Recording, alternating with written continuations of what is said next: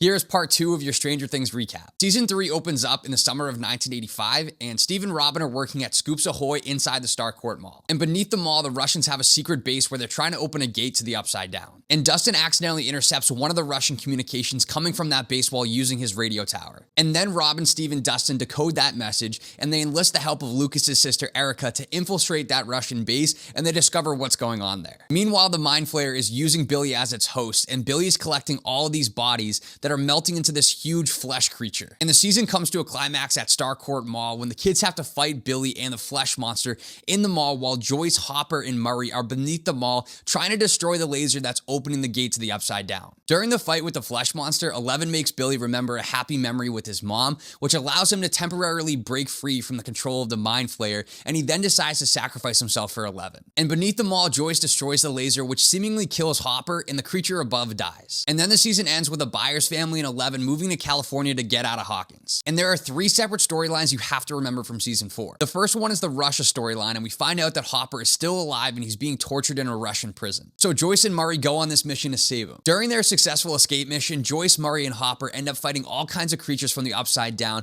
which ends up being super helpful to the kids in the big fight scene against Vecna later in the season because everything is connected together with this hive mind. The second storyline you have to remember is the California one. At this point, Eleven has lost her powers due to the events of season 3, and she's being picked on by the other kids at school. This gets so bad that Eleven hits one of her bullies with a roller skate, and then eventually the police show up to take her away, but then Dr. Owens intercepts the police transport and takes Eleven to Nevada. In Nevada, Dr. Brenner is working on the Nina Project, which is designed to help Eleven restore her powers by helping her relive her past memories. And through these memories, we learn that one of the workers at the lab, Peter, was actually Henry Creel, or Number 1, and that he and Eleven got into a fight. She banished him to the Upside Down and he became Vecna. And after this, the military comes for Eleven. Dr. Brenner dies during the escape, but Eleven now has her powers back and she's able to get out. And the third storyline you have to remember is the Hawkins storyline. In Hawkins, Vecna kills Chrissy, and a new character, Eddie Munson, is blamed for it. And Vecna specifically goes after people with trauma, so he chooses Max to be one of his victims.